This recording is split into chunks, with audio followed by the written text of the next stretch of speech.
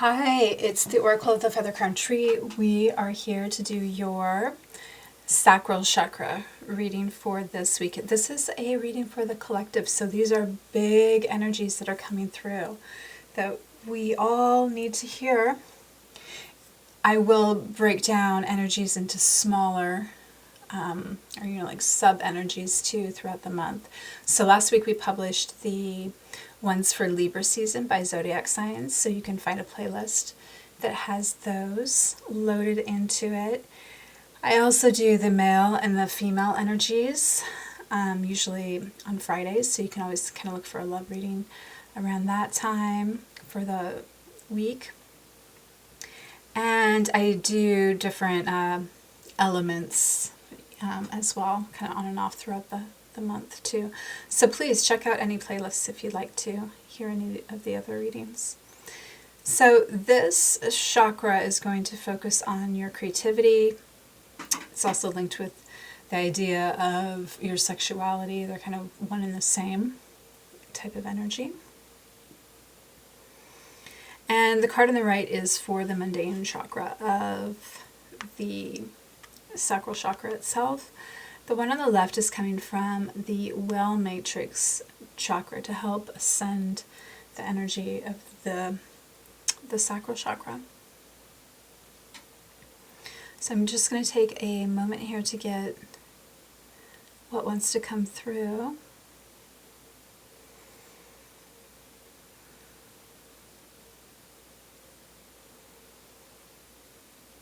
I'm getting an odd mixture of messages that kind of want to come through. They're coming through quick.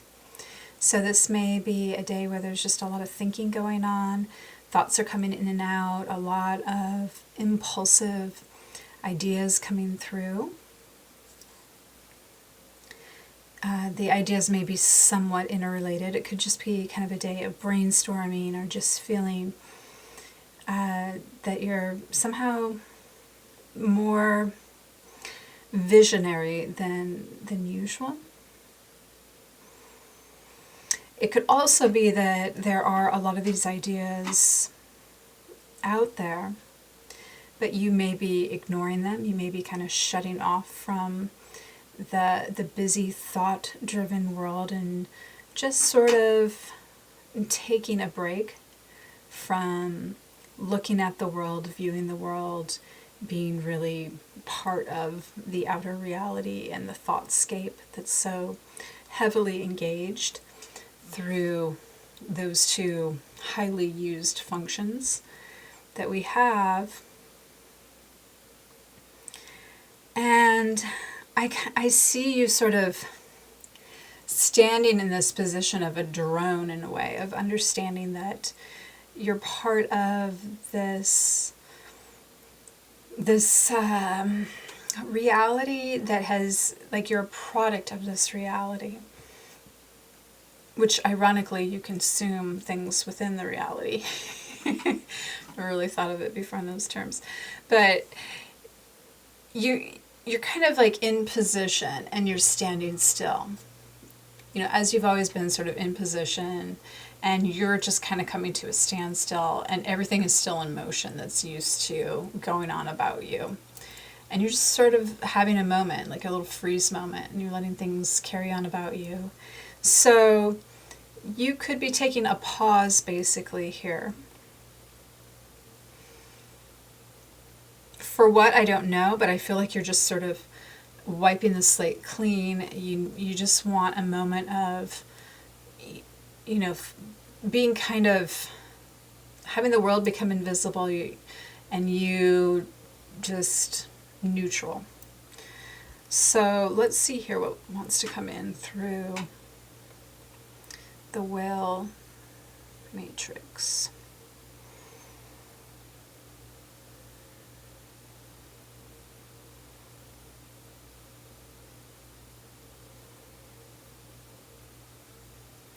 I'm seeing, yes, a group sense of this even, like you've sort of, or we have run perhaps a little weary from a lot of activity, and and we're all feeling maybe a little bit vulnerable. We realize that as a group, as a society, as a tribe, as a nation, that together we are vulnerable. This isn't so much standing on our own and feeling isolated and uniquely vulnerable. This is, we're all in this together type of energy.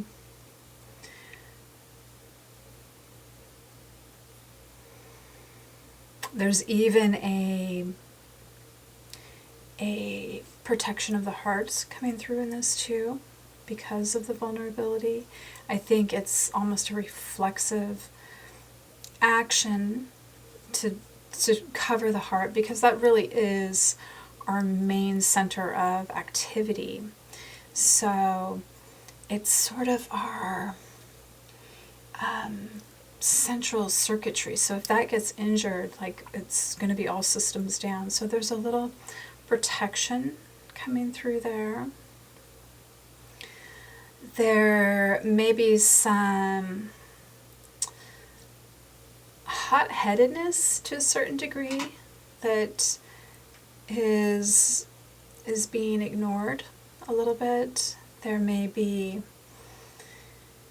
a sense that something wants to come through that has been repressed, and an idea that there is a flowering of consciousness coming through now, like a new way of thinking that feels more purposeful than the chaos that one may have been in before, which feels like things are coming through the airwaves, which makes me think of how hooked we are to our internet and our phones and all these different signals coming through. And it's just a bombardment of that, which has created a chaotic mental sphere. And there is an acknowledgement that a flowering of consciousness, which means that there would be a predestined plan in which reality unfolds. There is something programmed into it that knows its own course, that knows how to behave. And there is, that coming forward, that really starting to emerge. And I do see, when I mentioned the hot-headedness and that vulnerability from the heart space, I think that that's actually something that we already dealt with. And also this sort of repressed energy, I also think that those are two sort of older energies, two modalities that we already maybe visited in feeling this overwhelm of chaos, and we've sort of worked our way, we've evolved through those energies and just, walked through them, witnessed them for what they are, but didn't stay stuck there. And we are now emerging as more enlightened creatures. And there's something about really wanting to engage with the natural will, the will of like universal life force energy that's coming through, that has really always been there. It's always meant to be part of the plan. And that looks really beautiful. That looks very healthy. It feels really restorative. It doesn't seem to be in any certain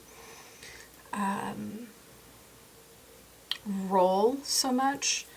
It does feel like it involves our emotional space, though, more.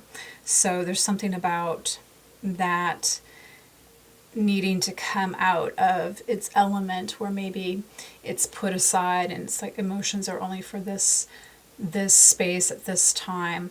I feel like there's, as part of this consciousness coming through, an acceptance of emotion having a place in just the day-to-day reality.